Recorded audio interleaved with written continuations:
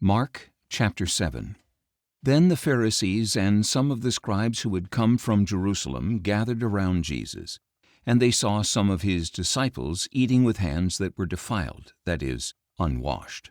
Now in holding to the tradition of the elders, the Pharisees and all the Jews do not eat until they wash their hands ceremonially.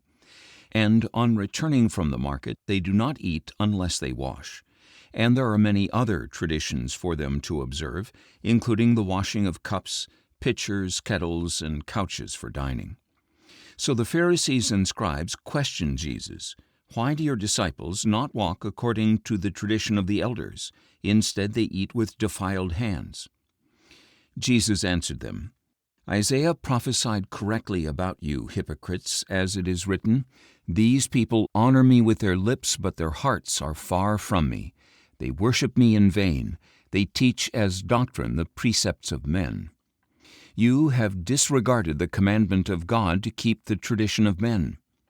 He went on to say, "You neatly set aside the command of God to maintain your own tradition. For Moses said, 'Honor your father and your mother, and anyone who curses his father or mother must be put to death.'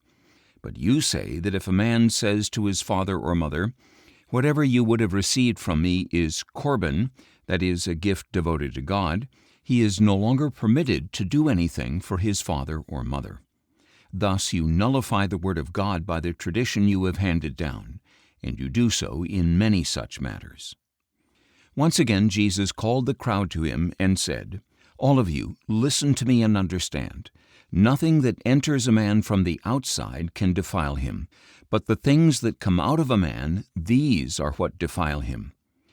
After Jesus had left the crowd and gone into the house, his disciples inquired about the parable. "Are you still so dull?" he asked. "Do you not understand? Nothing that enters a man from the outside can defile him, because it does not enter his heart, but it goes into the stomach and then is eliminated. Thus all foods are clean." He continued, "What comes out of a man, that is what defiles him. For from within the hearts of men come evil thoughts, sexual immorality, theft, murder, adultery, greed, wickedness, deceit, debauchery, envy, slander, arrogance, and foolishness. All these evils come from within, and these are what defile a man." Jesus left that place and went to the region of Tyre. Not wanting anyone to know he was there, he entered a house, but was unable to escape their notice. Instead, a woman whose little daughter had an unclean spirit soon heard about Jesus, and she came and fell at his feet.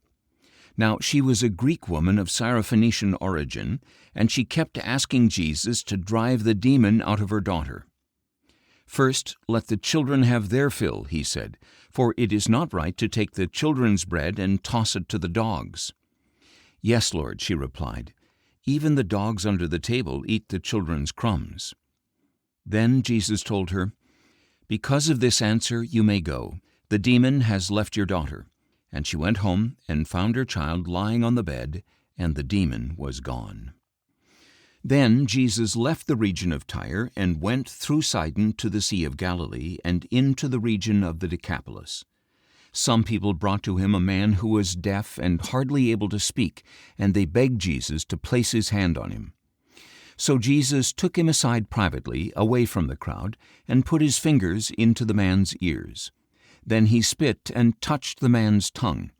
And, looking up to heaven, he sighed deeply and said to him, "Ephphatha," which means, "Be opened."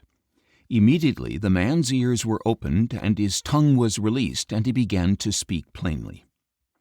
Jesus ordered them not to tell anyone, but the more he ordered them, the more widely they proclaimed it. The people were utterly astonished and said, "He has done all things well. He makes even the deaf hear and the mute speak."